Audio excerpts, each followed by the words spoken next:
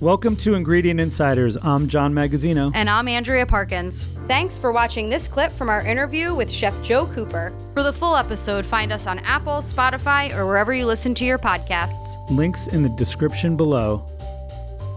Can you tell us a little bit about the Chilean sea bass that we're selling at Down East? Yeah, absolutely. So we get it from Mark Foods. Incredible product from an MSC certified fishery. So that means Marine Stewardship Council certified. Mm-hmm. The fish are caught throughout Antarctic waters, so some in South Atlantic, some in Indian Ocean. You know, depending on the time of year, the boats go out for weeks at a time. Mm-hmm. So I think typically a boat will go out for 3 weeks at a time. They have a large crew. I think it's usually about 100-man crew. Okay. 100-man, 100-woman crew. Yeah. And you're talking about going out in some of the most treacherous conditions in the world. Yeah. Frigid water, high waves, the fish. Is this like Deadliest Catch? Am I picturing that? Basically. Okay. I mean, it's very similar. I mean, the Bering Strait is also quite dangerous. Mm-hmm. You know, fishing for king crab is very, very dangerous. Yeah. And as you probably know, very difficult to get these days. It is. Production has been limited. You know, trade embargoes haven't helped. Mm-hmm. Climate change has also made it more difficult as biomass has shifted to other parts of ocean. Mm-hmm. You know, I think a lot of these crabs have defected and become communists. Yeah, I mean, I know that we've been out for a little while, right? Yeah. I mean, the supply is really depleted. It's very tight. Yeah, and they've closed a lot of the fisheries because biomass has dropped so significantly, and they want to protect. So they're trying to, you know, kind of allow them to multiply. Yes, so then we can fish again. Yes, protect the resources, allow the stocks to build, so that we have king crab available for future generations. And I mean, our daughters. Right. We want you to have all the shellfish. Yes. Daughters. Yeah. I mean, the Chilean sea bass journey has also been interesting because, you know, the name of Chilean sea bass is, you know, I mean, what is the Patagonian toothfish? Toothfish, right? Yeah. So that they nixed that because no one wants to eat toothfish. So in the late 70s, they did a marketing ploy. They called Patagonian toothfish Chilean sea bass, and sales skyrocketed to the point. And one of the issues is these fish grow at very, very slow. Right. They grow very slowly.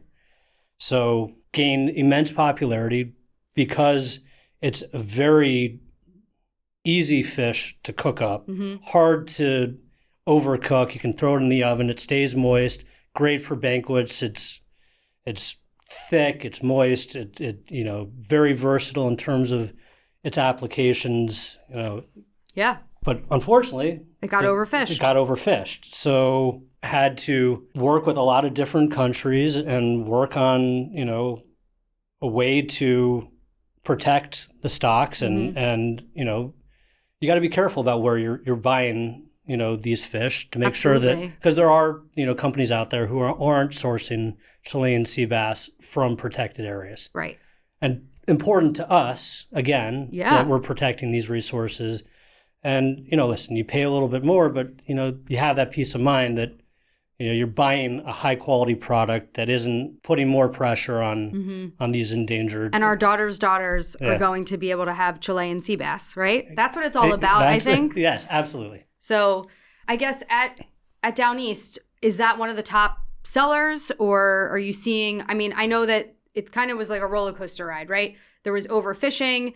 I feel like it almost got like a bad rap. Like people didn't want it on their menus anymore. But now I feel like you're starting to see this like resurgence of Chilean sea bass. Absolutely. I mean, with it getting this designation as MSC certified, people feel good about eating it again because they know that they're not taking resources from a depleting stock. Right. Absolutely. Or it's at least properly managed. Mm-hmm. So let's talk a little bit about Down East as a business and, you know, what you're known for. What are the products that chefs come to Down East for? So Down East has been in business since 1990. Got started by Ed Taylor. He is from New York originally, but he was clamming up in Maine and Down East, Maine. That's where Down East got its name. And he wanted to come back to New York, and he started a business, and it was just a business bringing clams from Maine. He'd, drive up, bring his truck, and started his business in the West Village, small, and grew it organically. Just started adding lines as demand from chefs, grew. Like, hey, in addition to the clams, can you bring in mussels? Can you bring in oysters? And and then now, 35 years later, we're a full line distributor of fresh, live, and frozen seafood, servicing the greatest chefs in the world. Absolutely. I've also noticed the seafood industry has been doing a lot of air shipping seafood across the country. So in terms of local, how important is local to seafood now? Do you feel like that is changing? I mean, the bulk of what we bring in is still local, and local, I mean Maryland to Maine. Okay. And, we really focus on A, first, quality. B, sustainability, responsibly sourced products, vetting all of our suppliers to make sure that they're adhering to highest standards. Yeah. And, listen, again, we're lucky to be part of the Chef's Warehouse, and, we're held to a higher standard because Chef's Warehouse is a publicly traded company. All of our suppliers have to go through rigorous compliance, make sure that they have proper insurance, that they're meeting highest standards, that they're providing us with continuous temperature monitoring, so that there's full transparency throughout, the supply chain. Yeah. So, we know that everything has been handled properly at the dock, at the holding facility. The trucking companies we work with, they have there's no break in the cold chain. When it arrives to our facility, first thing we do is check to make sure that it's within the critical limits for temperature. Make sure the eyes are clear, the gills are red, flesh is taut. Everything is up to our quality and food safety standards. Yeah.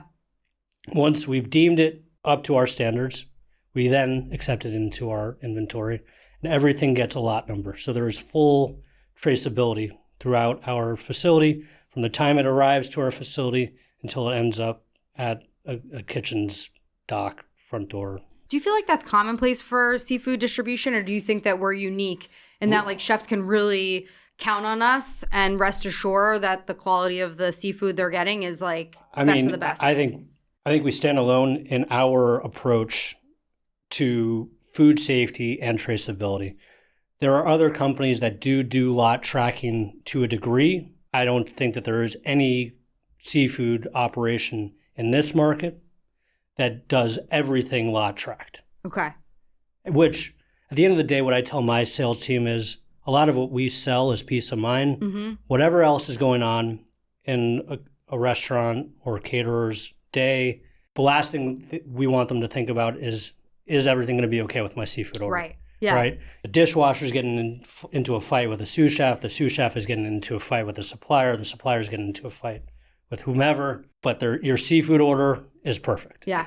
No, absolutely. And I think fresh seafood is something that is semi-new to the New York market for Chef's Warehouse. And I think you're doing an incredible job in showcasing the products. We're seeing so many more chefs, on social media, tagging Down East and really kind of jumping on the bandwagon. And I know coming in the fall, we're going to have next day delivery with your, specialty order. Yeah, I mean, it's really exciting. Game changer. Yeah. Absolutely. I mean, so this is a project that we've been working on for quite a while, but it's going to allow any Chef's Warehouse customer to order our full portfolio of products for next day delivery.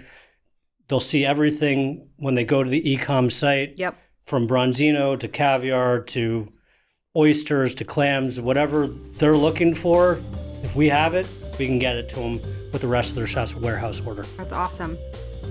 Thanks for listening to this episode of Ingredient Insiders. You can find the products we discussed on today's episode at chefswarehouse.com or your favorite specialty retailer. And don't forget to follow us on Instagram @Ingredient Insiders and Chef's Warehouse @Where Chefs Shop.